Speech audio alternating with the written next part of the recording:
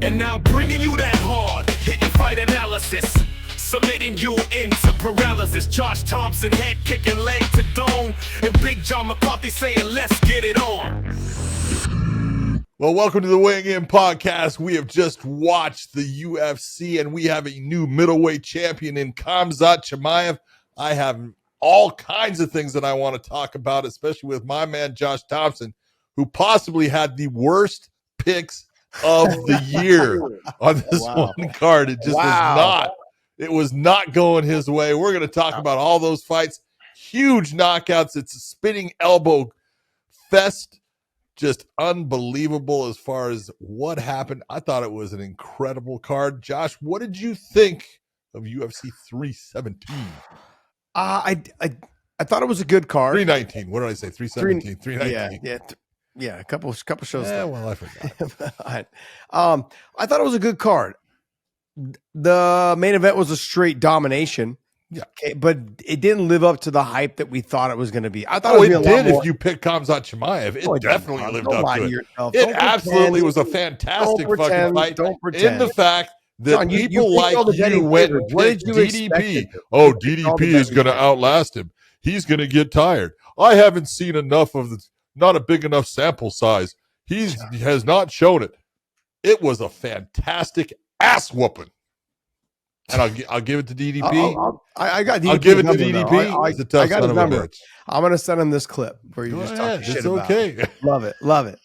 I got DDP's number. Him and Trevor are friends, so they're good. Hey, I'll send him. You never did have any show. respect for South He Africans. did show. Man's got big balls because, man, no he respect did not quit. For South Africans. I get it. Trevor loves he loves to hear this type of stuff. I love it. I'm going to send it to DDP. It didn't deliver like the excitement, but it was straight domination, John. Like if I'm Chimaev, I wouldn't change anything I was doing. I'm winning the fight. I won every second of every round. There wasn't a moment where he got hit one time, I think in the fifth. Dude, I'm being honest. I don't think he got hit until the fifth. He got hit with one open palm until the fifth round. Yeah, it was crazy. Yeah, it just was no answer. And then this is what I saw tonight was a champion who was like, he's kind of used to fighting 5 rounds. And have you seen this before? Where fighters that are used to fighting 5 rounds, they constantly just think that you have one more round. I've got another round. Yeah. Like they can do it all night. They can fight all night.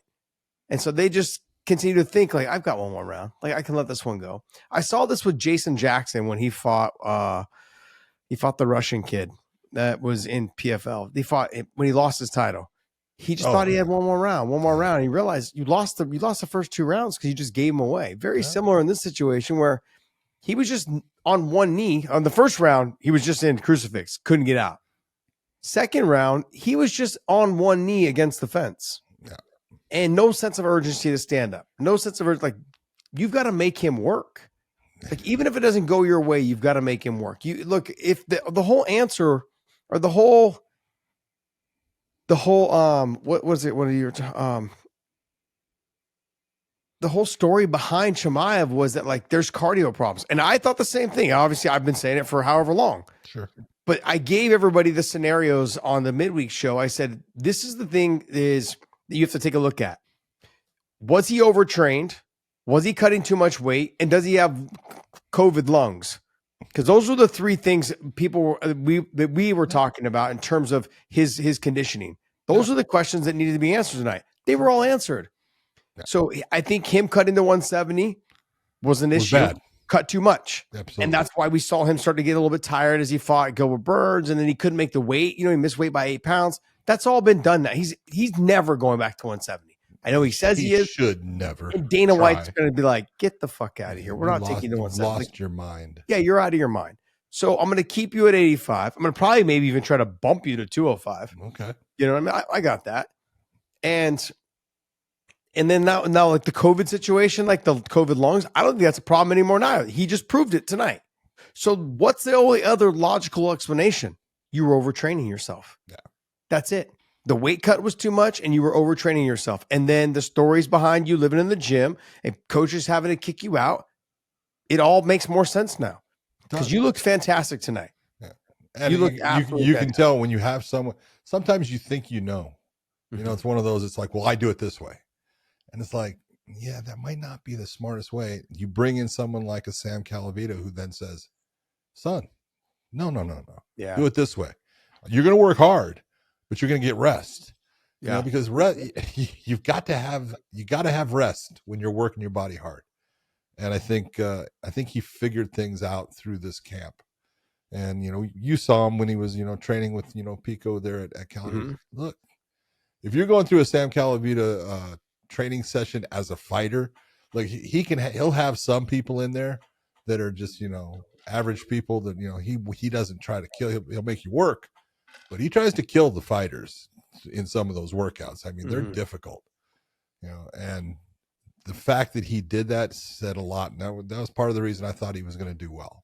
Yeah. Was I figured he's got it down because of who he was training with and what he was doing.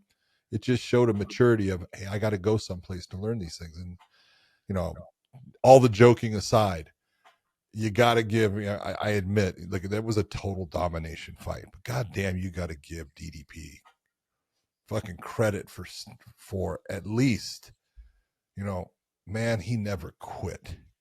He was in bad positions. He took a lot of fucking abuse.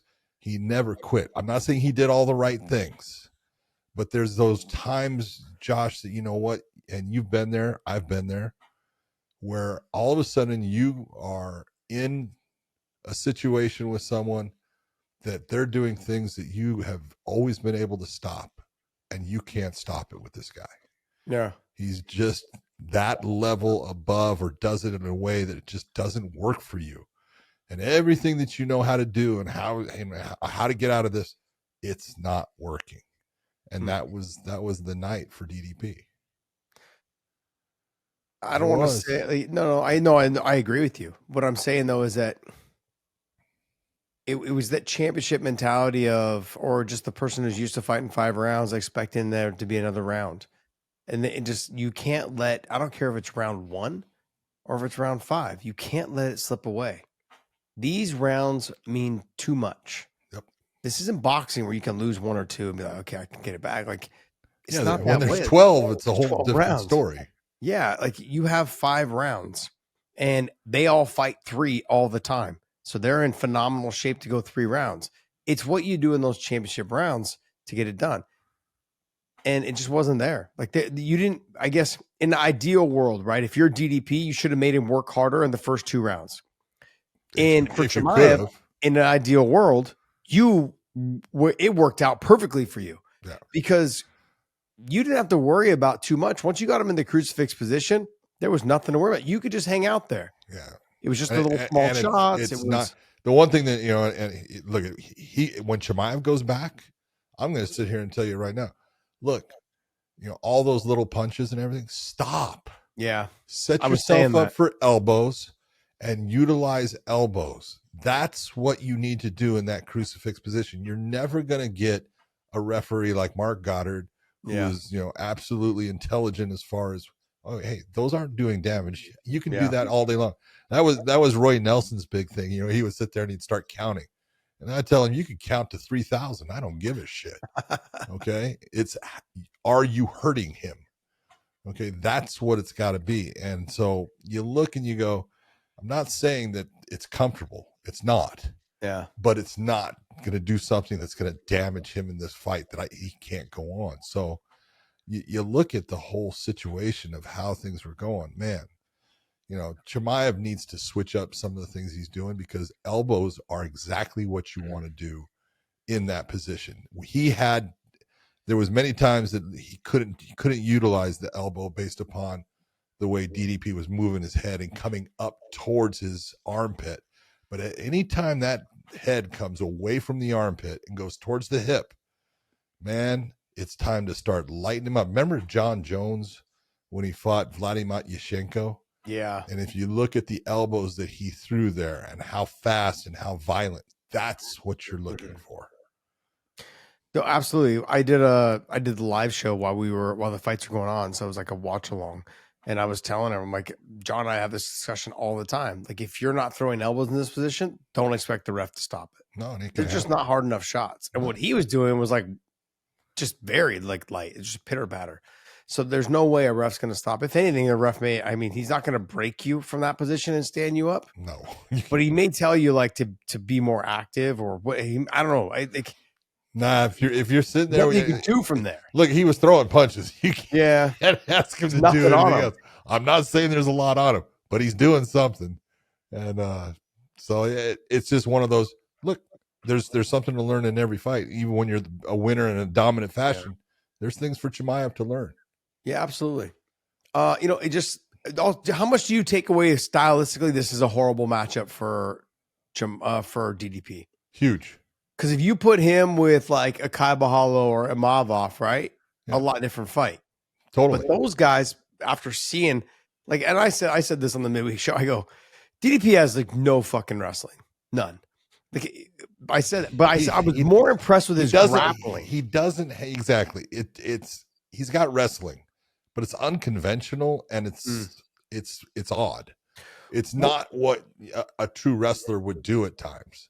No, John. Like, but he uses like a lot of strength. There was moments in that I was like, "Yo, shoelaces down, just push your leg back," and he was sitting on his knee, literally like just giving him the single leg. And I'm like, "You can't do that with a world class. You can't do that with someone that's a high school fucking wrestler." Like, so for people that don't understand shoelaces down. So when you got wrestling shoes, you hear it from your coach all the time. When you're sprawling, your feet, if a guy's driving into you, you just put your toes. Shoelaces down and slide back. Go ahead. Yeah, you never want your knee on the ground. No, because he'll come into you. Head. Yeah, so they can basically just drive into you. They use your weight on their back to actually like kind of put their forehead or like drive up with you. Yeah. It's just, I don't know. There was a lot of mistakes made in very simple situations. I don't know if I'm kind of almost like a firm believer on you can't teach a grown man how to wrestle. Not at a level like this, John. Yeah. Like it was, there was moments where I was just there's this guy named St. Pierre. Yeah. He never wrestled. I don't know if he was a grown man yet. He was a grown man. Yeah. I mean, overall though, I was expecting a different fight. I was expecting some control like Chimaev had. Yeah. I was expecting more of the wild wolf animal, like to be more aggressive in those positions, big shots on the side when he had the fence. He never unlocked his hands. He waited for, DDP to try to stand up and get away. Never tried to stand up and get away. So the fight just didn't live up to the hype that I was expecting it to be. I even had people texting me going, damn, this is boring. But it's dominant. Yeah. It's one of those, we can sit there and say, oh, I wish it was more exciting. Of course we do. But I can't in any way tell, Chimaev, I would have done it any different. I would have done exactly after the first round. And then you get the takedown. Look, he got those takedowns. Josh, there was 5 seconds left. I mean, 5 minutes clock. There was 5 minutes, 5 seconds off the clock when he had him on the ground. You're looking, you go, oh my God. And it was the first round. I thought after the first round, the first round was about what I expected as far as the domination of him taking him down and being able to do a lot. But it was, okay, what is DDP going to do now? And it was clear his wrestling ability just wasn't of a level where he could stop Chimaev really in the takedown. Yeah, it was giving me flashbacks of, remember when Kane fought Junior and was just kind of chasing him around on the single leg. He's on his knees. On his first 2 rounds. Yep. It's like, nah, whatever it takes, I'm getting you down. Once I get you down, you're done. After you get back up, you won't be the same fighter. And sure enough, he wasn't. And in this situation, it was the same thing. Like he never gave DDP the moment, like a moment to like settle in and get comfortable on the feet. Never. As soon as you started striking a little bit, he started getting to the wrestling. Yeah. I thought it was a fantastic job. Straight domination. The cardio answer, I think, that's been answered. The cardio issue has been answered. Has the sample size been big enough now? You can't say anything. You beat the champ. Okay, there you go. You beat the champ. Like Absolutely. There's nothing you can say. And it wasn't like you just beat him a little bit. You beat him. You dominated him. Dominated him. And so, DDP's a good fighter. Yeah, he's just jerky, clunky, but he's a winner. Effective. Yeah, he's a winner. Exactly. Not tonight, though. No, not tonight. Look, I think I also want to see, like, if I'm Chimaev and seeing how I felt. Who's the one person that you go, maybe not? pretty simple. Who? Who is, if you're taking a look at all those people that are in the top of the middleweight division, there's one that you look at and you go, he's going to present a problem for Chimaev. I mean, everyone would say RDR. Yeah. Okay, but I look, I'm still on the Kai Bahalo and Amavov thing. Like both those guys got to settle their differences, coming up. But I think either one of those guys gives him a good go too. They're, I'm not too sure. We're gonna find out. Yeah. Kai Bahalo it's a big step up in competition. Amavov's been the number one guy for almost pushing a year now. And he got leapfrogged by Chimaev for the title, which whatever, let him have it. But not problem. RDR is right there. RDR's already made it pretty clear. Like you're stylistic, I would rather fight Chimaev than DDP. Sure. And like I don't know, man. Like it's a fun fight. It's a fun fight. I think the only way that they skip the winner of Imavov and Kai Bahalo, of the winner of that fight, is if it's a total shit fight. That or an injury. Yeah. Yeah, possibly. Yeah. I mean, RDR's got he's got the ball rolling. Oh, he's got the ball rolling. So, I mean, undefeated in the UFC right now. He's looking good. Where does DDP go from here? I don't think he goes that far back. I really don't. No automatic title shot, correct? No. Not with that. Not after that performance. Yes. Thank you. I was thinking the same thing. Yeah, no. You can't do that. Look, he's, how long, be honest, he held onto the title. He had 2 defenses. Okay. Great job. Mm-hmm. Beat 2 former champions. So you can't, say anything about, he got an easy fight. He didn't. Mm-hmm. But he got stylistically fights that were good for him. Mm-hmm. And then this one shows there's some problems, and you're going to have to go work on those issues. For us to give you a rematch based upon a 50-44 performance, I can't. That just no one wants to watch that. I've seen it. Okay. Were the stand-ups warranted in the 4th and 5th round? I thought one of them was. I thought the one where, if you recall, he had been he had him on the ground. He was doing, and they switched off, and then had him down, and it was just a switch of the positions. All of a sudden, it was in the guard, and it was quick, as far as But he's trying, the same reason that you're saying it was kind of boring. He's trying to put some kind of, action into the fight that maybe is going to be a little bit different. Maybe they'll be in the stand-up for a little bit. You're not going to change that. It was like body, head. You're not going to change that fight. Yeah. It was a lot of body, head, and I wasn't impressed. Like, it was just, but he was winning. Like, there's no reason to do more. And so I'm not mad at him at all. I'm not talking shit. I'm just simply, I'm like, I got why the ref stood it up. It's like, look, there's a minute and a half left in the fight. Like, we got to see more action. It just was one of those fights that I expected it to be like a little bit more scrappy back and forth. I expected, especially like in the later rounds where the champion's supposed to be like, hey, these are my rounds. And it wasn't there.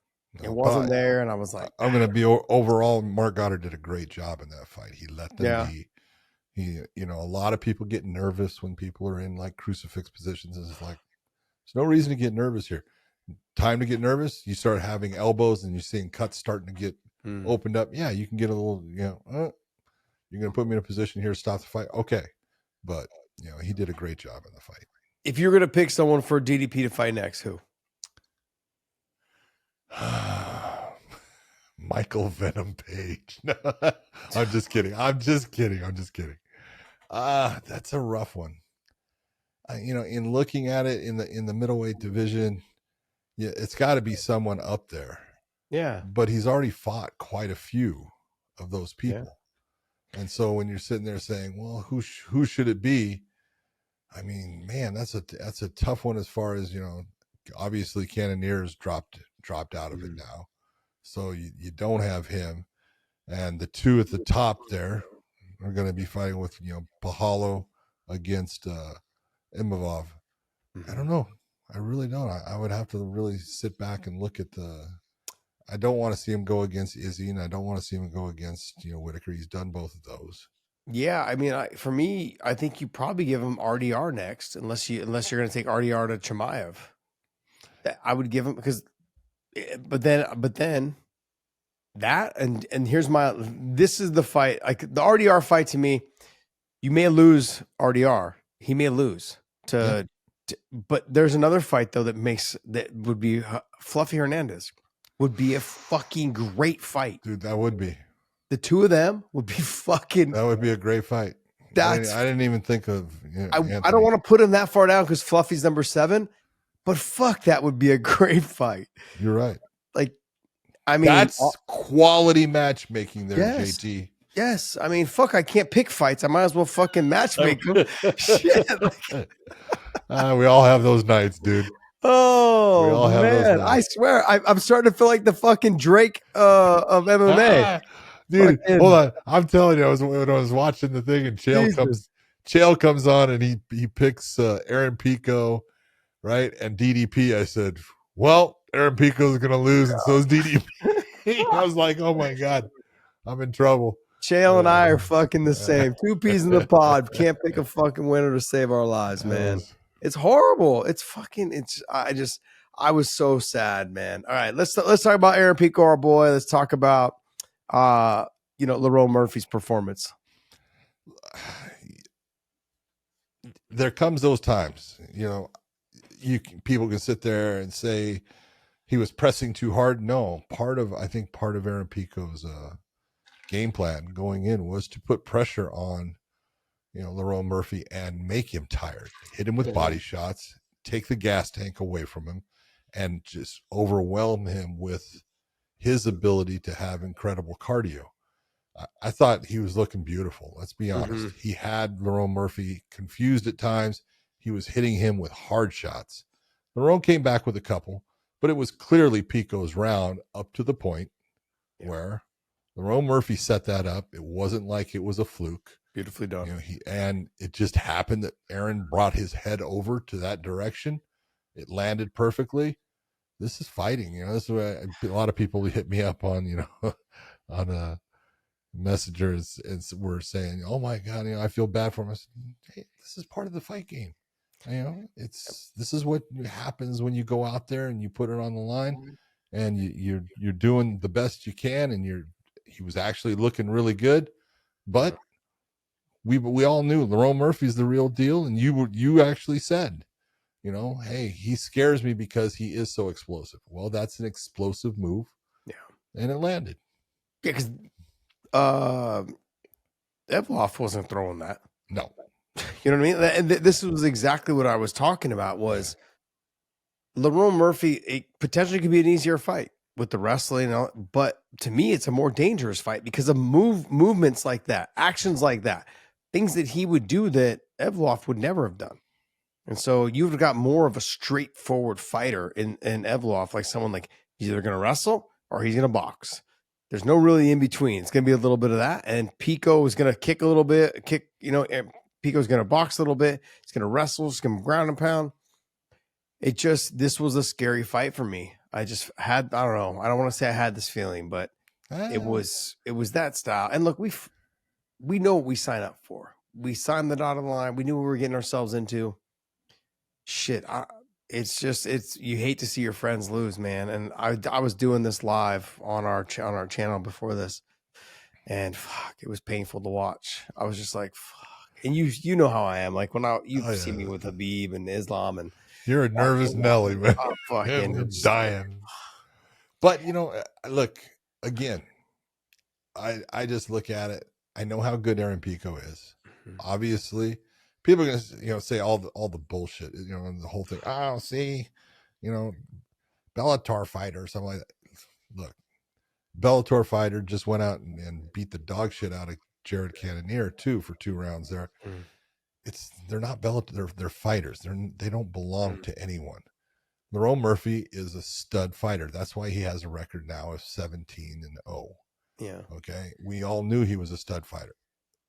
Take a look at the odds. Even the odds were saying Aaron Pico based upon certain things. And he was walking through those things for a while until Lerone landed that shot. And that's what fighting's about. Here's the thing about fighting, you try to tell people these things and stuff. You could have, a baseball game, a football game.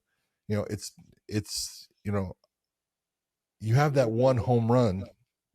It possibly is not going to win the baseball game because, they scored, off 3 runs off of singles. Okay.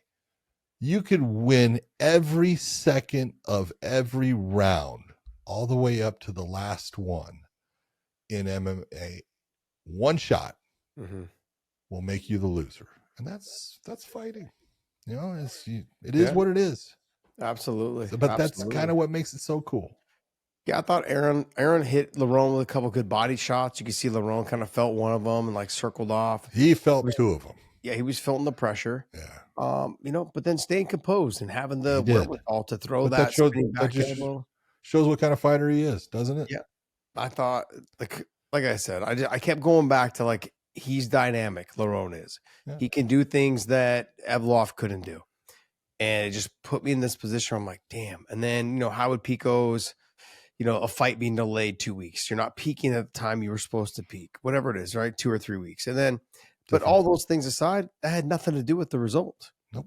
None of that had anything to do with the result. It literally came down to he ducked when he should have weaved, that kind of position, right? Like it was one of those things. And don't bob when you're supposed to weave. Don't weave when you're supposed to bob, right? That's it. And then look at what people say. I don't. It doesn't bother. Like that shit doesn't bother me. I just feel bad for Pico because it was a big deal. I wanted him to come in. I wanted him to be a good win. I wanted him to be, and he will still. We've seen him, lose 1, 2 in a row, whatever it is, and I've seen him come back and look spectacular. So in this situation, like it's part of the game. We know what we sign up for. I mean, shit, the same exact damn thing happened in the fight before.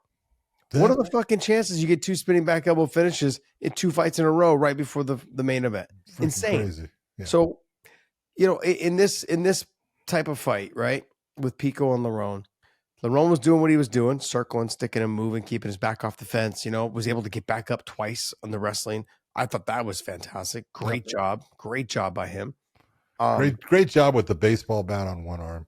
Yeah. You take it caused Pico to have a problem because he's trying to move his arm. He can't move his arm. Finally, he said, screw it, I'm getting up.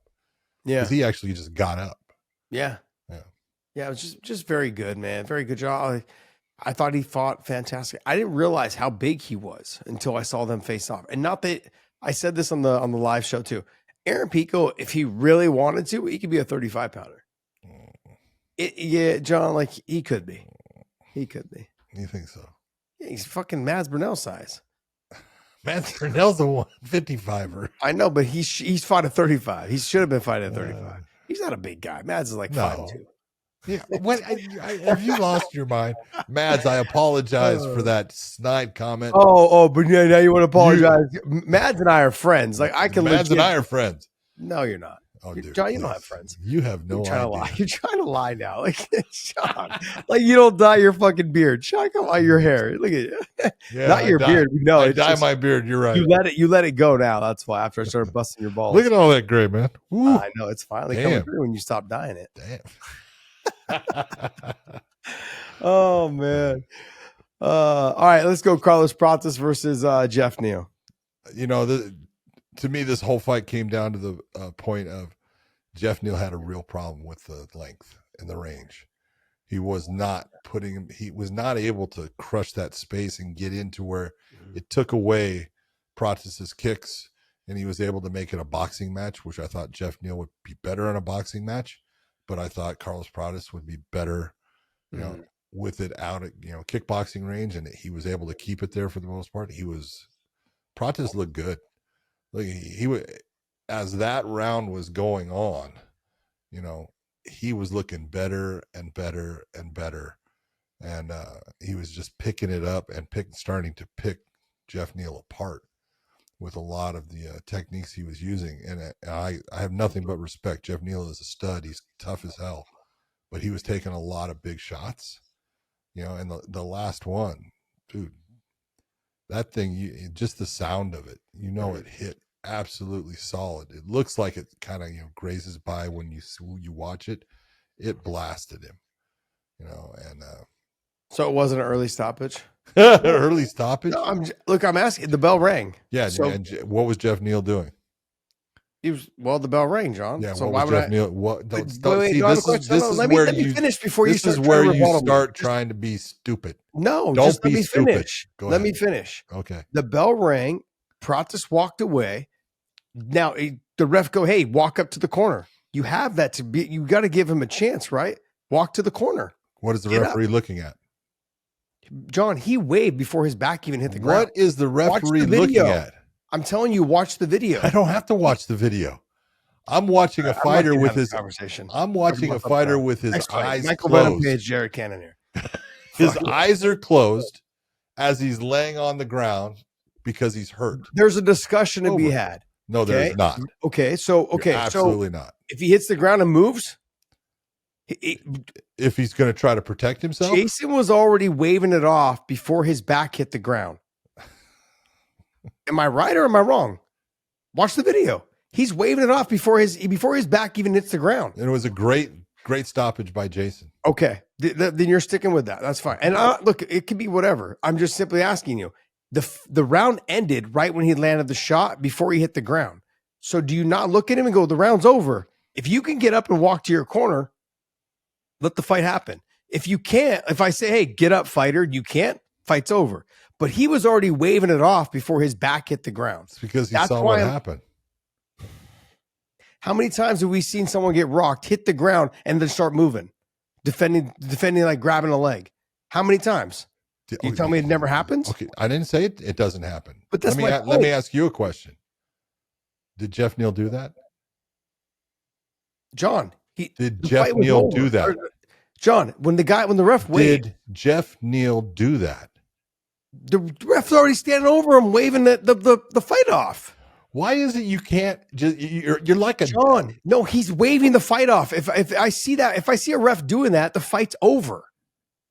So why would I move? He just laid back. He didn't just lay back. His eyes were actually he closed his eyes because he was in pain. My point being is that if the round ended, he just look at the fighter and go, look, can you get up or not? I mean, if you're saying Great like, if stoppage by we're Jason Herzog. But if we're just doing it based off of people's looks, I mean, the tons of fights should have been stopped. It has nothing to do with looks. It has to do with what was he just hit said by? looks. What You was said he he hit looked by? good, the way he and looked. what's his reaction? And Jason did a phenomenal job. You want me to say it again? How How many times have you done it? We just don't agree. You're right. We You're don't. right. It's fine. That's okay. It's One of us is right. One of us is wrong. We'll have to figure out who.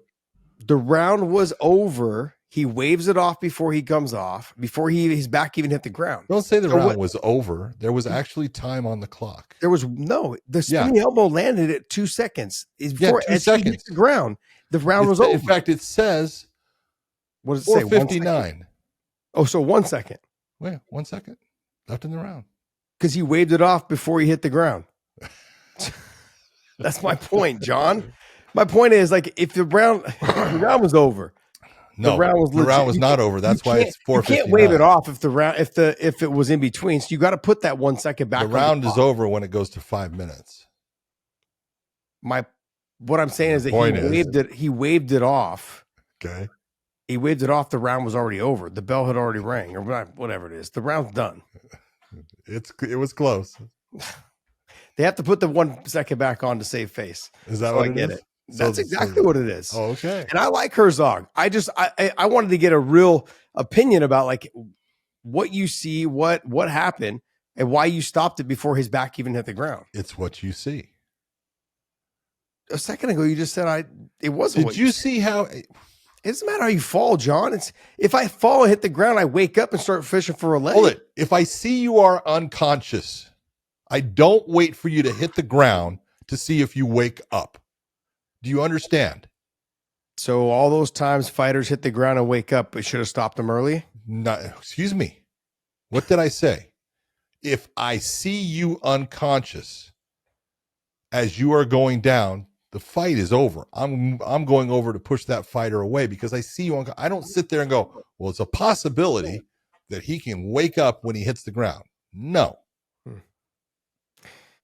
I mean, we see it all the time, but it's What you see is you see a fighter that is hit and hurt, and the referee's not close enough. And when they hit the ground, they come back, and the referee stops and goes, whoops. because they're now fighting. I mean, we also see when refs let their lifeless body hit the ground and they take 2 more shots. You're right. And that's when it's bad. And you complain about it. No, I don't complain about it. Sure you do. You sit there and say, "Oh, he was slow. It was, it was late stoppage because he No, let I me hit do 2 not. more times." I do not. All the time. I do not, John, ever complain about fucking being too slow. I more complain about being too fast. And tonight I feel like, and the reason why I brought all this up is that I feel like tonight there was early stoppages, and there was a couple of them.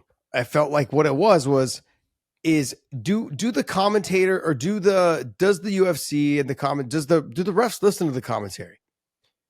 Because no I'm asking, like, do they end up listening to the commentary? Because there was a lot of like these things have got to stop. There's a lot of that going on, and like it just, I feel like does the commission put pressure on the refs? Absolutely. When they hear issues from the promotion or the commentary or whatever it is. That's why I'm asking. Here's the basic premise of what you'll always hear. And the Nevada State Athletic Commission, I think, was one of the ones that the commission itself will sit there, and as you're getting licensed, they'll say, here in Nevada, we want to make it very clear we would rather see it end 1 punch early than 1 punch late. Do you understand what that means? What is that telling you? Yeah. They always want to lean towards what is the safer aspect, because there's no true safety. What's the safer aspect for the fighter? So they don't want you to be waiting. They want you to be reactive to what you see. That's what. Yeah, I understand that. Like that, we don't want the nail in the coffin. We don't want that. We don't want that. Okay. But John, we're also, I'm going back to the Prates Neal fight only based on the fact that like he was waving it before his back hit the ground, and I'm going to go back like. How do you know? Like, just because his body went, like, we go limp all the time. You do know. You do. You go off of. Hold on. I want you to think about this. You've watched a ton of fights, right? Yeah. You've been in. Let's say, I know you got more than your record. So let's say 50. Mm-hmm. How many fights do you think Jason Herzog has done? Oh, probably close to 1,000. Okay, how many do you think I've done? You've been fucking, what are you, 75 now? So fucking at least fucking probably. So how many knockouts? How many knockouts have you seen in person? Oh, probably shit. Couple hundred. A ton. Yeah, a couple hundred. Couple hundred. How many do you think I've seen? Yeah, maybe like 120. I get it. This is the point. You get used to seeing certain things. Look, and you can't. I'm not saying that it's not possible for someone, and I've seen it too many times. Someone they're not. I can see as their body's falling, they're out, and they hit the ground and they're back. I've seen it. You've seen it. If you're not there fast enough to stop it, then you're going to assess the fighter from that point.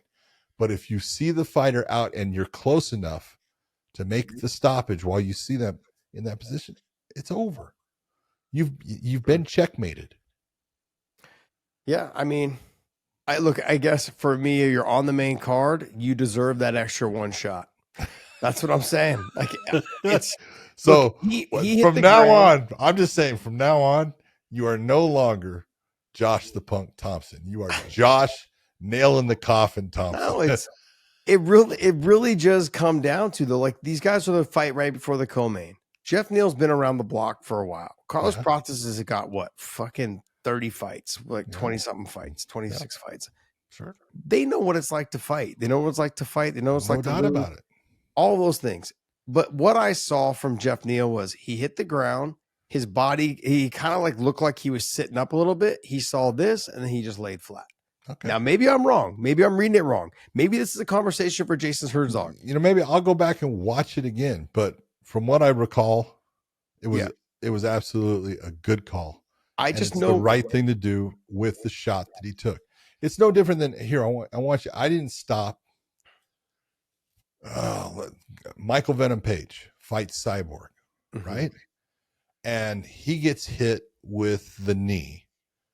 and immediately like grabs his face. And I am telling you, it's the loudest shot I ever heard in the cage. Okay.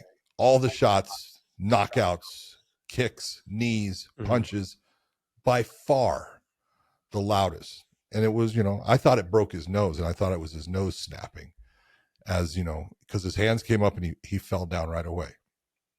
And I'm stopping it. Why? It was the reaction of the fighter. He wasn't out. Oh, but the reaction turned of and like ran his face along the canvas, like he was he turned and went down, and I'm stopping the fight. He verbally submitted by screaming. He didn't make a sound. I'm being honest. He did not. No, he did not make a sound. Okay, but it's his reaction and what I see. I stopped the fight.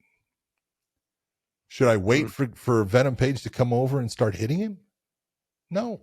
The guy broke his skull, John. That's I know that. Literally like dented his. Your analogies are the fucking worst. Like, they're not. It's an example. This guy didn't even go out. One shot, he goes down. Am I supposed to wait? When the guy turns and runs his face along the ground, holding his forehead and like just doesn't know where anything. Like he literally just verbally submitted, or he verbally submitted without saying anything. I'm gonna have to go back and turn the audio up. You go. You turn the audio up on that one. It just I look in these fights. I just wanted, I guess, in this position here, it's more of maybe a Jason Herzog question, like because as a fighter, when you see a ref wave it off, you're like, "Fuck, it's over." Like, why'd you stop it? Kind of situation. So you're thinking the Chase Hooper fight was a little fast then too. I thought it was a little fast for sure. He was on his hands and knees, covering his head, and it was fast. Now, I'm not saying that he needed to put a nail in the coffin for him. It's Chase Hooper. You're on the undercard. You're 26 years old, whatever. I'm not looking for nail in the coffin, but Chase, we've seen Chase get through a lot of damage where he was hurt, but he was covering and was still kind of like moving. And then as the fight got closer, he stepped in right away. So that's the fight I was talking about. I thought that fight was stopped a little early.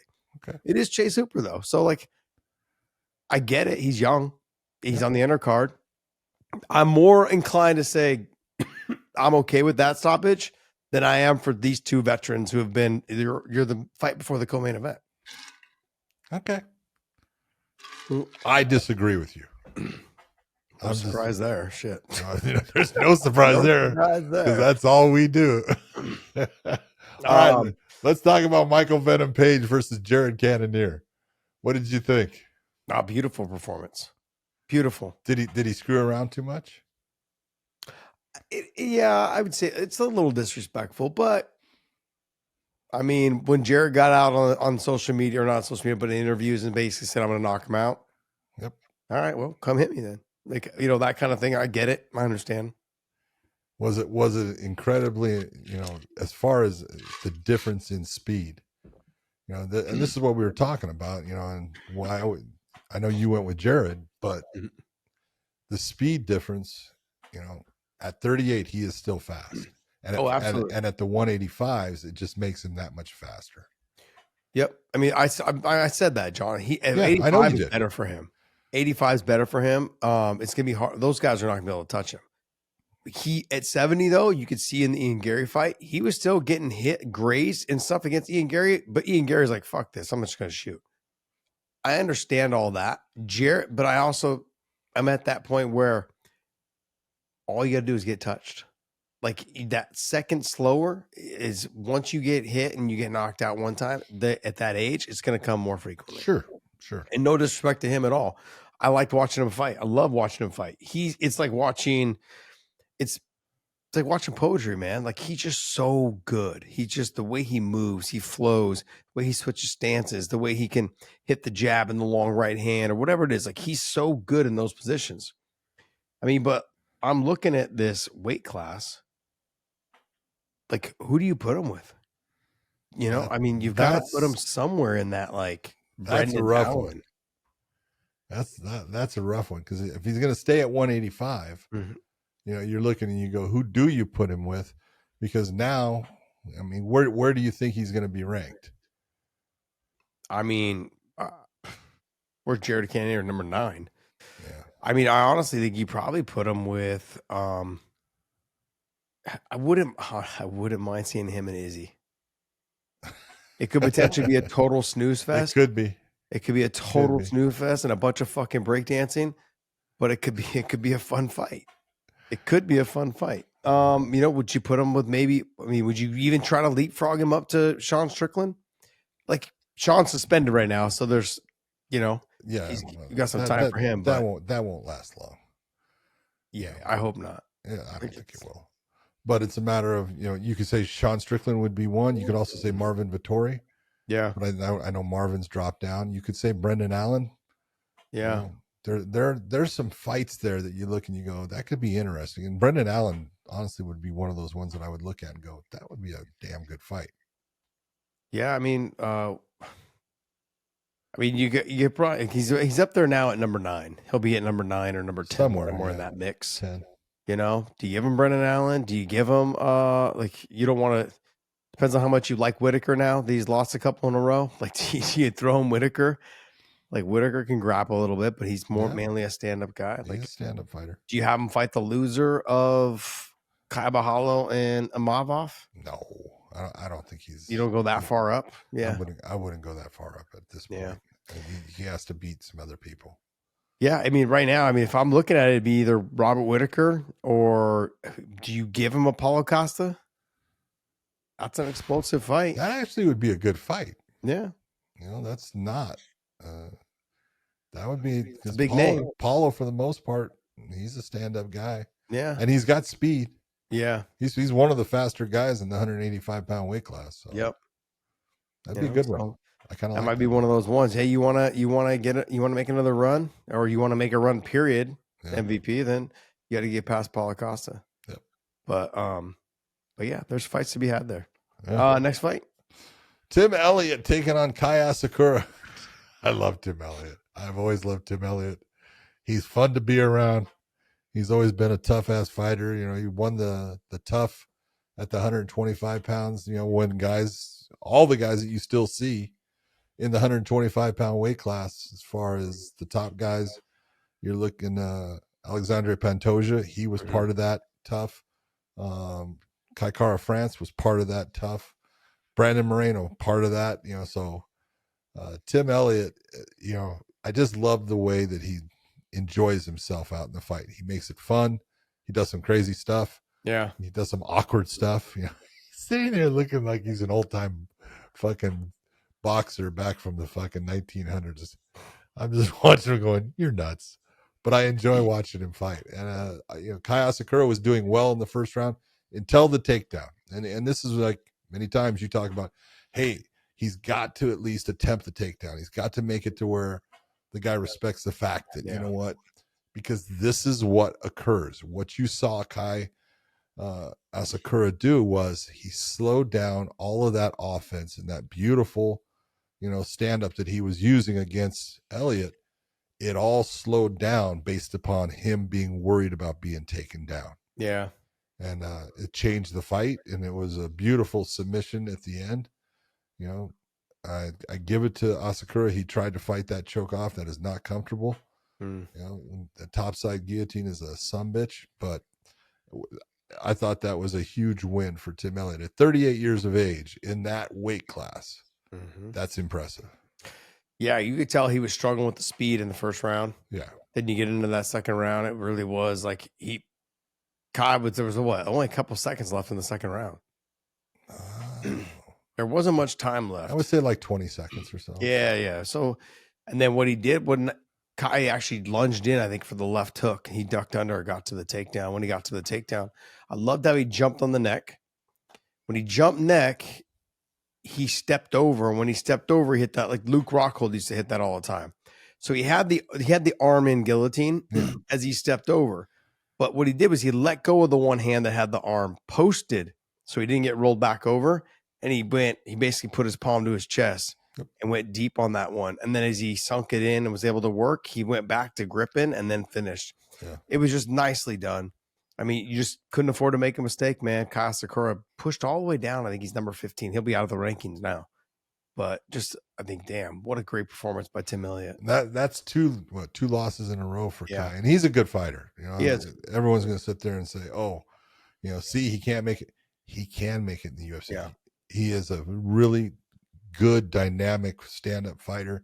He's just got to make sure that he works on some.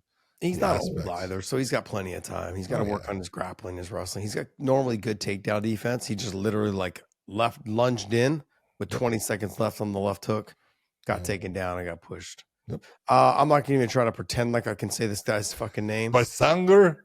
Yeah, I don't even know. Susurkaev. Susurkaev. Okay. Yeah, Susurkaev versus Nolan. Yeah. Well, dude, you got to admit this guy one-upped his teammate.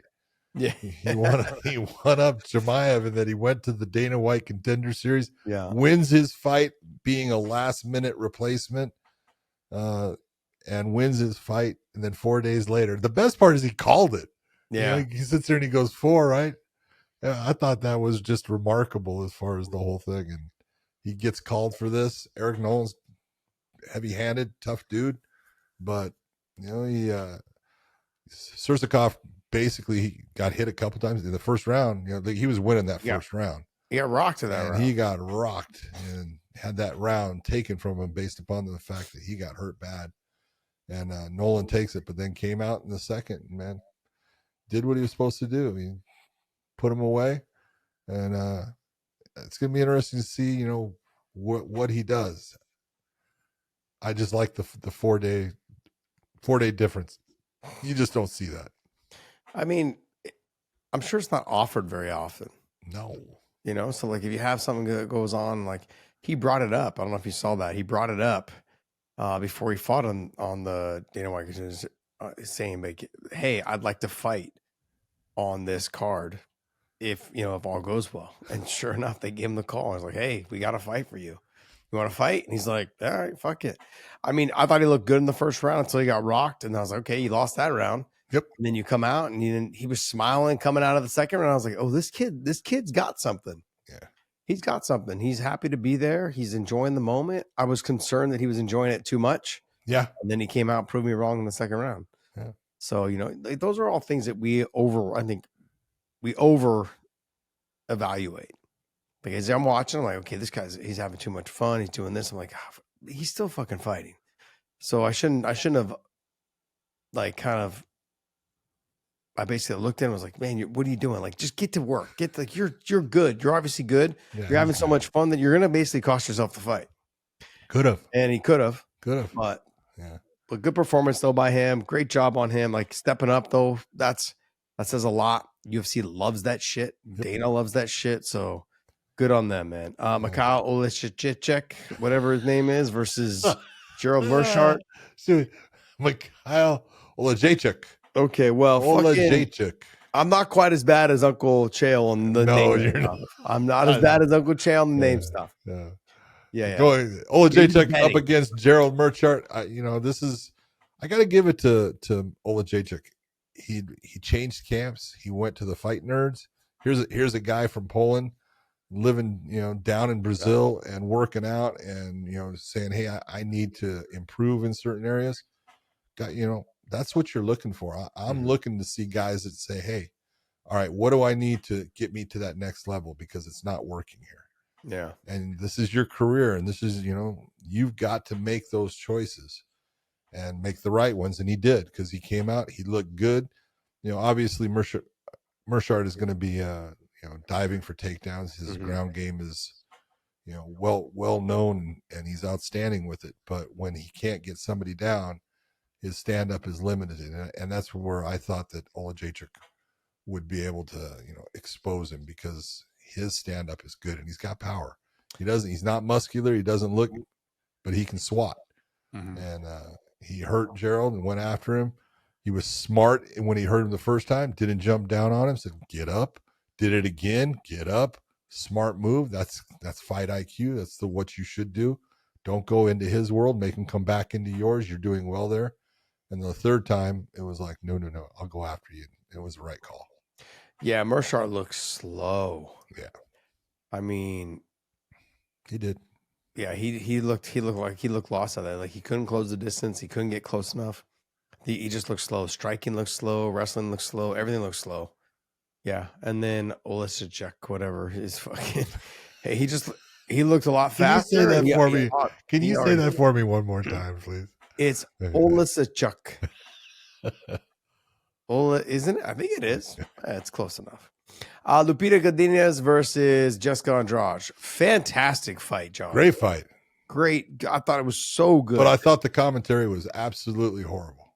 I'm just going to be honest. Okay. They rode all over Andrade about how great she was doing. I'm like, she's getting beat. And I'm like, you can sit there and say what you want. At the end of that fight, I thought it was an easy fight to score. Me too. 29-28. I thought Andrade won the last round, but she absolutely lost the first two. Yeah. And it was like, Joe and Dan are all over. And I'm like, Jesus Christ, she's losing. But I thought Lupita actually fought a really good, smart fight in the first couple rounds. She looked good. She did a lot of good things. I thought Andrade, super aggressive, but she was getting beat on the counters every time. Mm-hmm. Her head looked like a Pez dispenser at certain times.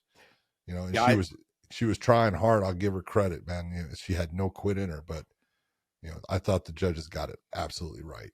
Yeah, I talked about this on the live show. I was like, Jessica Andrade in this position reminded me of the Jose Aldo Marlon Moraes fight. Absolutely. Like you can be coming forward all you want, and you're landing one or two shots, but the other person's landing 4 or 5, and some of them are knocking you off balance. Some of you are getting you to change direction, or you're just blatantly missing the punch. Yeah. And then I'm able to counter, I'm able to circle and make you miss. So I thought Godinez won the fight for sure. I had it 29-28 as well. I thought it was pretty clear cut as well. So I had a couple people like on the live show hitting me up going, hey, like, did you really think? I was like, yeah, I thought Godinez won the fight. Yep. So see, John, again, we're not always arguing about. I just didn't think it was a hard fight to as I'm watching it. I'm like, what are you seeing? I was confused by it. Yeah. Alexander Hernandez versus Chase Hooper. My dog walk pick of the week, Chase Hooper. He was like I didn't know the odds until after I had picked Chase Hooper. I thought for sure Chase Hooper was be able to close the distance, hang on his head, make him a little bit tired. Alexander Hernandez tends to like slow down quite a bit in the second round. Yeah. I was like, get into the second and third round. Get in the second, third round. No. Didn't get to the second, third round. Fuck. And I thought it was a little bit early stoppage, but I'm not mad at it either because Chase Hooper's like 26. So I'm like, let the kid live the rest of his life. Yep. Yeah. So I'm not mad at it. And I thought Hernandez looked fantastic. He did. He looked really good. He normally was good in the first round. Yeah. And I wanted to get the second, third round. I wanted to get there. I wanted to see it. Yeah. Didn't happen. Drakkar Klose versus Edson Barboza. Great fight. It was a good fight. Good fight. Yeah. Drakkar had him totally knocked out on his feet in the second round. God. And then he pushes him up against the cage. Then he cuddled him. He's like, yeah, let's hug for a little bit. I'm like, what are you doing, man? You got him freaking, he's almost out. Yep. Like, and with Edson, you and I were saying the same thing. With Edson, you're like, you can't give that guy a second chance. Like spinning kick, this and that. I was like, gosh, he's going to catch you with something coming in. He's going to catch you with something. I'm going to bring this up. I don't know if you noticed this. I noticed. Did you? Yeah. Go ahead. Something's wrong with Edson Barboza's right eye. Did you see? Yeah, I see. I knew exactly what you're going to talk about. You can see when he's looking, he's got his left eye is wide and this eye is down, and I'm droopy. Because Josh, I'm looking at it and I'm thinking of you, honest to God. Yeah, because I'm looking at Edson Barboza going, here's a guy that came into the fight game when he came into the UFC. His body looks the same. It even looks better now. I mean, because he's just a put together, ripped athlete. His face looks completely different, and you can see the damage from fighting. Yeah, not a doubt. I would like to see if he can pass the eye exam. Yeah, I hate to be the jerk that's bringing it up and bringing it to the point, but I don't think, because John, when they had him, when I saw in the video of him shadowboxing, when they were showing that right before they're ready to walk. Oh yeah, They're showing the video of him shadowboxing. Absolutely, I was looking going. His left eye was wide open. Yep, His right eye is not only just droopy, but it's like wandering. Yeah, it's not looking the same direction as his left eye, and I'm just like, I was like, okay, maybe it's different. Then I saw him getting introduced, and I was like, okay. Then you see his eyebrows all fucked up, like his eye is like droopy on this side, but the eyebrows like he's trying to hold it open. Yeah, and I don't know if it's because of scar tissue, because this is when we talk all the time about well, why'd they stop that fight? Because that cut is going to cause a problem with his eye. It's going to cause it to droop down because of where it's at and stuff. And I don't know if that's what it is, but there's definitely something there. Got it. Yeah, you're right. See how we pick up the same things? Yeah, it just was so weird, man. I was like, I'd like to see if he's able to.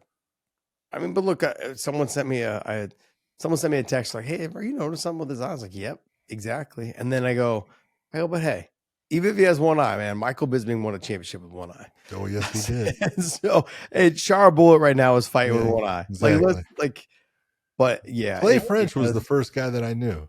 Who? Clay French. He was. I want to say I've heard the name from Indiana or Iowa, or one of the two.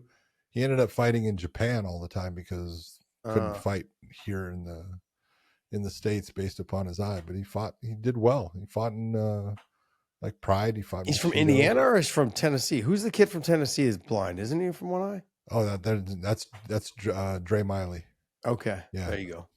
Look at you, man. Look at the big brain on Brad, man. Nice I can't get any fucking bets right. I might as well get something else right. Jesus, man. Fuck. That's true. Fucking. Jeez.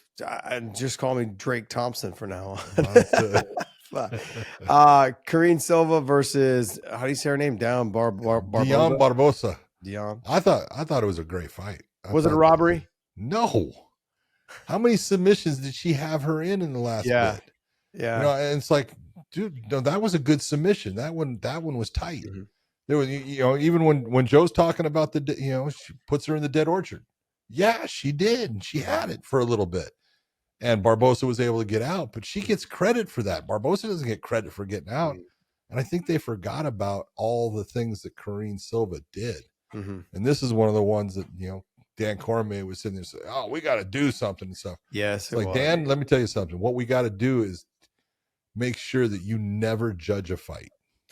Well, John, I guess, look. But Dan did make one of the greatest comments tonight that I've ever heard.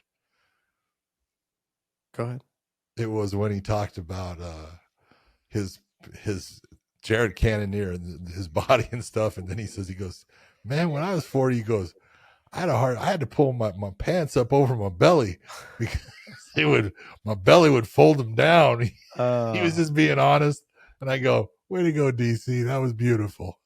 There was a comment by Joe Rogan too. He actually brought up the PFL and brought up Liz Carmouche. Yeah. He's like, great job by Liz. She had a great performance. Congratulations to her. Yeah. I thought that was spectacular. That's the way it's supposed to be. I mean, just giving a fighter who's not in your organization credit. I love it. Loved it. Yep. Look, for me, it was a toss fight. Like, I didn't really care who won. Silva versus Barboza. It was close. It was close. That's all. Yeah, it was definitely not. You brought up the Dan thing, saying like the DC thing when you're saying like where he goes, "Oh, we're gonna have to do something about this." Yeah. What I just wanted to know, and I brought this up earlier, is because does the commissioner, does the state listen to the broadcast back, and then they basically start like overcompensating for whatever it is? Do they start to put pressure on the refs and the judges? Like, hey, like you guys, this is what happened in this fight. This is what happened in this fight. Does the promotion go to them and go like, yeah, we felt like it was this way and this way? Sure, the promotion goes to the. Okay. So then you don't think Dana White has a big microphone with athletic commissions? No, I understand that, but I'm saying like, especially Nevada. Do they try to overcompensate? Because what I felt like we saw tonight, because we've seen some late stoppages lately, and then tonight seemed like, for me, early. I know for you they seemed early, but what I need you to understand is what you saw tonight with those stoppages is exactly what those regulatory bodies want. Interesting. Just being I'm going to honest. talk to Jason. I feel like he's more in the know. He's more in the know these days. Okay. And then the last fight was Morales versus how do you say his name? Idiris. Yeah. I'm sorry, John. I thought it was a great fight. I thought Morales fought a damn good fight. He fought. He looked dominant. He controlled. I was expecting Idris to have he beat an undefeated fighter like that. That guy was not that good, and he's that good. Yeah, he's that good. He is that good. I was very impressed. Yeah, Very impressed. The triangle choke was beautiful. Mm-hmm. I mean, just the entire time that that was what in the I want to say second round. Mm-hmm. But man, I'll tell you what, that was it. Was a back and forth, for a lot of it in the beginning. I thought it was fun to watch. I thought Joseph Morales was really impressive. I think both those fighters ended up being pretty spectacular. Yeah, well, and the best part, there's that 125-pound class where you know what, they need those kind of guys. So it's great. Yep. There's another guy that Idris fought on the Ultimate Fighter. I think he was Chechnyan. I can't remember what he was, but he was good too. He had like the beard and bald head, and gosh, man. But both of them, they both had a really good fight. But Idris ended up winning the fight. But still, regardless, I can see those guys from this show. A couple of those guys making it high up in the rankings if they just stay focused. Yep. Good card though. Overall, what do you rate the card? I'm being honest. I thought the card was absolutely phenomenal throughout for the most part. Mm-hmm. I'm giving it a 10 out of a 10, even though, and this is why I can't complain. Okay. I want you to think about this. Mm-hmm. Was the Tim Elliott Asakura fight fun to watch and entertaining? Yes. Yeah. Okay. Was Michael Page against Cannonier? Yes. Okay. No matter what. Yeah. It's one-sided. Yeah. Well, you had Cannonier with the ability to get on top in the third round. He was trying stuff. So I was intrigued by, is he going to be able to get it done? But I thought it was a good fight. I thought the Prates Neal fight was great. I thought the Merone Murphy knockout was freaking phenomenal. So, what are you going to say? Yeah. It went against the guy that I wanted to win, but hey, it was a phenomenal performance and knockout by him. And you can sit there and say, well, whatever you want about it was boring. It was absolutely a dominating, performance over a champion, where he was getting 10-8 rounds in some of them. And it's like, I can't complain about that fight. So I understand. Yeah. 9.8. Okay. There you go. Okay. I can't give it a 10. Yeah. Okay. But I would only give it a 9 but look, I thought some of the undercard fights actually helped it out quite a bit. Oh, they were great. The close fight was a great fight. The Silva Barboza fight was a good fight. The fact that Godinez and Andrade was fantastic. Yeah, and there was just some good action. Like Hernandez beats him with like 3 seconds left on the clock. Yeah. In the first round, drops him and knocks him out. Yeah. Godinez Andrade, great fight. Meerschaert just didn't live up. Got getting smashed. But and then the young guy coming up from the Dana White, great stuff. Tim Elliott winning after having a shitty first round, getting picked apart. Great job, MVP doing what MVP does. It's like, and then Prates with the spinning back elbow, Lerone spinning back elbow, 2 back-to-back. Yeah, that's crazy. Those two. Remember that fights? Remember that night where they had the 2 slam knockouts off of arm bars? Yes. Well, one was against the fence, right, where it hit the head against the fence, or was it? No. He picked him up and slammed him sideways, right? Yep. Yeah, both of them. That's right. Yeah. I mean, overall, look, I give it a 9. Okay. I give it a 9. I really enjoyed it. I thought it was good. Yeah.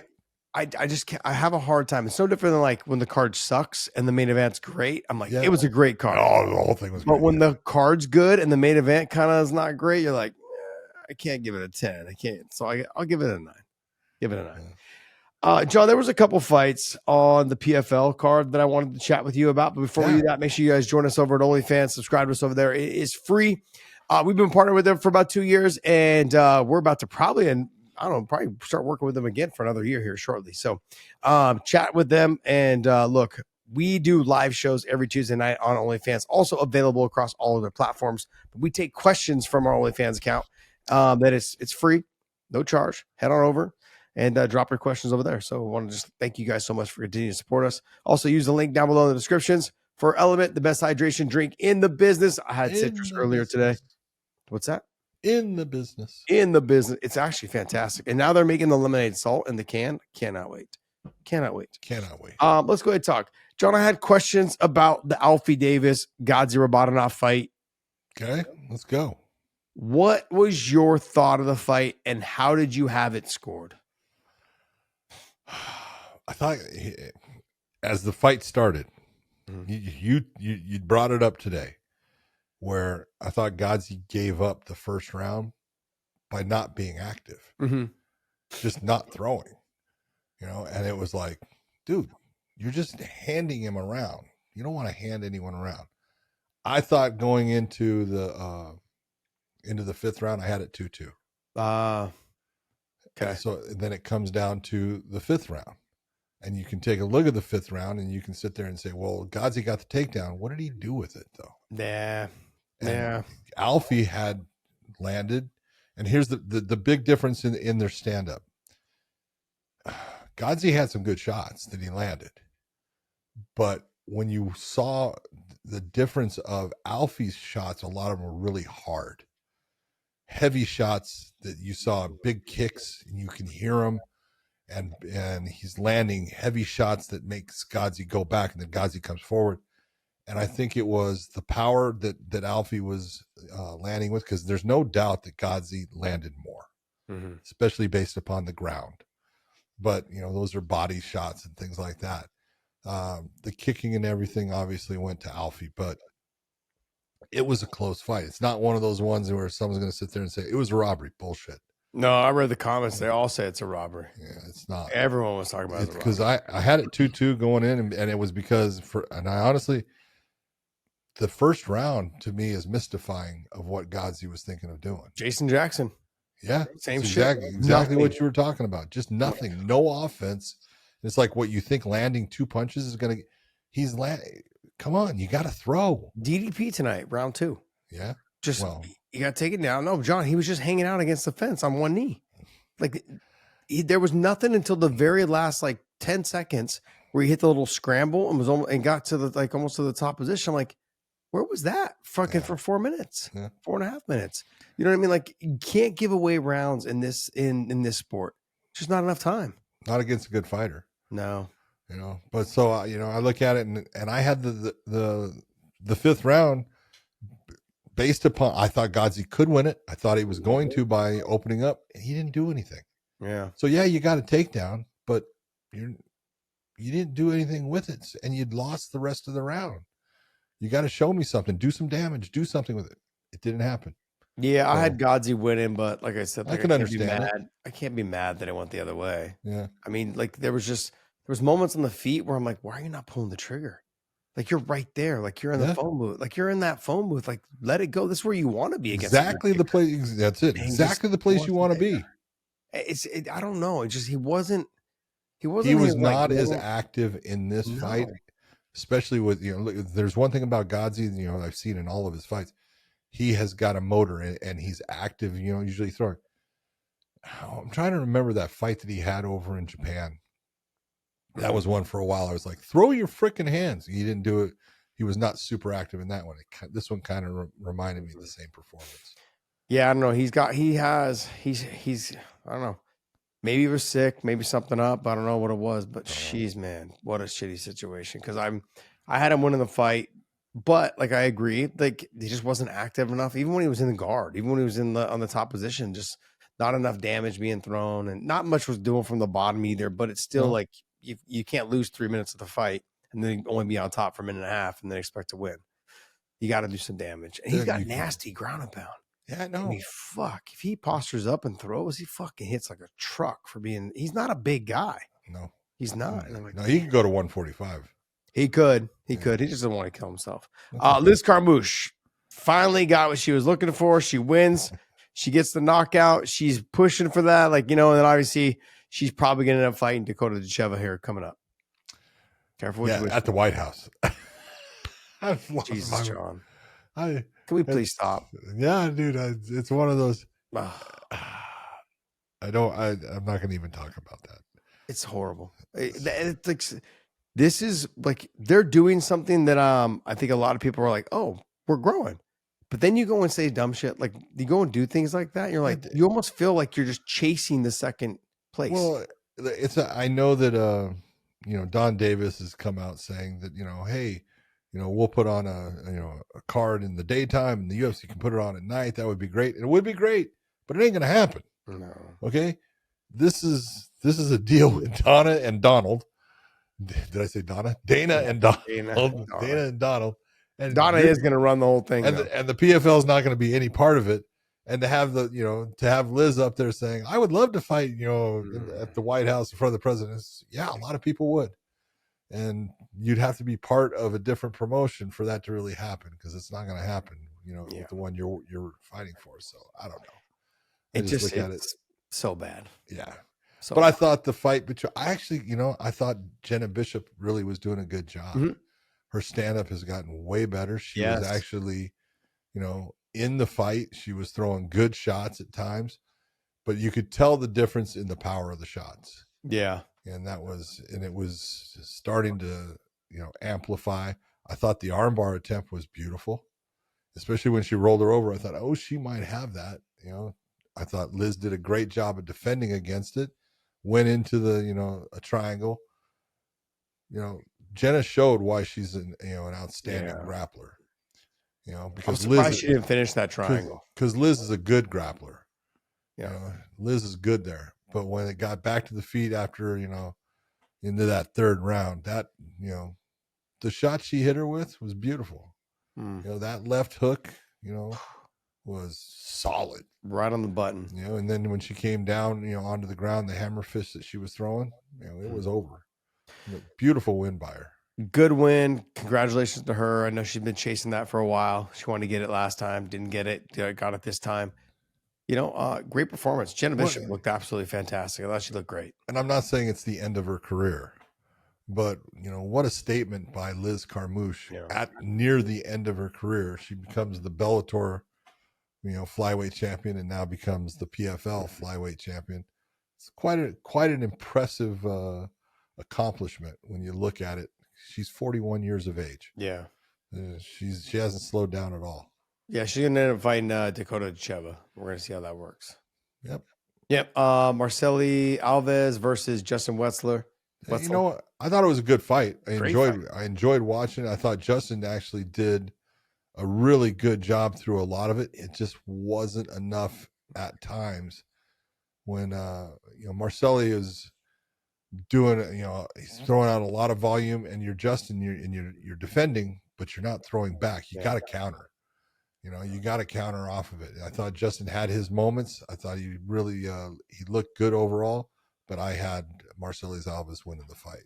No, absolutely. Wetzel though, he all he had to do was commit more to the leg kicks, the calf kick. He was hurting him at that. With that, I think in the third or fourth round, he only threw like one or two. But then the rest of the time he started going back to it. I'm like, if he would have just stayed on it, I think he would have had a lot more success in that fight. Especially at the end in the fifth round, he almost had Alves in the submission. Yeah. So he was able to, but I thought Alves looked fantastic in those first couple rounds. Yeah. He looked great. Stifling the takedowns, landing the clean, hard shots. I felt like Alves got tired of punching fucking Wetzler in the face. He's like, dude, I'm exhausted. I think he did. Exhausted. By the end, he was gassed. He was. He was absolutely gassed. So Robert Watley versus Mads Burnell. Dude, I'll tell you what, Watley is a freaking animal as far as physical strength, athleticism. He impressed the hell out of me with a lot of the things that he did, because Mads Burnell is tough to handle. He's a guy that puts a lot of pressure on you. I'll give it to Watley. He took a lot of shots. He got hurt. He came back. And that, the ground and pound that he put on at the end, when he got that ability to be in the top position, it was nasty. It was on. Oh yeah, it was on. He slapped it on, and he was he was relentless with it the whole time. I think he's going to be a fun fighter to watch. I mean, dude, obviously, he's an athlete, man. He had a couple of his ability to change positions when Mads, was putting him on the ground, and his ability to come out of it. all athleticism, dude. Beautifully done. Yeah, Matt's real good on that half guard game too, from the top and the bottom. He's good at getting back up to his feet. Just wasn't able to do it. And once I saw that, I'm like, oh, you're in trouble. Yep. You're in trouble. Because then while they kept going like mount, 3/4 mount, half guard, I was like, oh, this is not good. This isn't good. So, but I mean, and his ground and pound was nasty. He was putting it on him. So yeah, it was. Whew. All right, that's gonna wrap up our PFL talk as well. George, what do you got for us, buddy? You got any news? Let's do one or two of those, and then we'll call us a wrap. It's fucking 3 a.m. All right. So in the news, we were talking briefly on the UFC potentially going to the White House. Well, it might be shocking for you guys to hear, but Dana White feels like he can put his trust more into Conor McGregor over John Jones to appear on the UFC White House card. He said in an interview with Jim Rome's show, I trust Conor. Conor McGregor has never, ever, unless he is seriously injured, this guy always delivered. John, I'm a little more skeptical about. What do you guys think about this? Is this just like new hurt feelings from the recent John stuff, or does this have merit to it? What do you think? You want to go? You want me to go? You go. I think he's right. He's not lying. Conor McGregor is injured in many of his fights going in. I know the whole thing with the Michael Chandler thing. That's the one that he pulled out of, but it wasn't because of a broken toe. Okay, just wasn't. I'm not going to sit here and amplify what it was. He shouldn't have fought, and he didn't fight. But you know, Conor was always the guy that no matter what they came with, you know, change of opponents, no problem. Give me somebody. Okay, he never pulled out. You can go back to John Jones and his fight with Dan Henderson gets canceled, and they try to put Chael Sonnen against him, and he says no. You know, and so there's many instances. You know, you can go through the whole things that, you know, UFC 200. What happens? You know, he gets caught with something he shouldn't have, and they pull him out of the fight. You know, he has multiple times done that to the UFC. Makes sense. You know, you've got one guy that you've been able to fucking, you know, just about every time anything bad happens, it doesn't matter. He'll take anybody. He'll fight anybody. He'll fight injured. And you have another guy. No, he won't. So everything that Dana's saying makes sense. Yeah. I mean, I can't really say much else. I mean, it's exactly the truth. I think it's a little bit more of the butt hurtness also too, with the contract saying you would fight, then not fighting. I heard they had a verbal agreement. It was like, hey, for sure I'm going to do it. And then when the contract was sent, nope. And it was a lot of just, I promise you said you would fight for this much. Yep. We had a verbal agreement. I gave you that much. We came up with the money and you threw that fucking ridiculous amount out and we went with it and you decided not to fight. Yep. So yeah.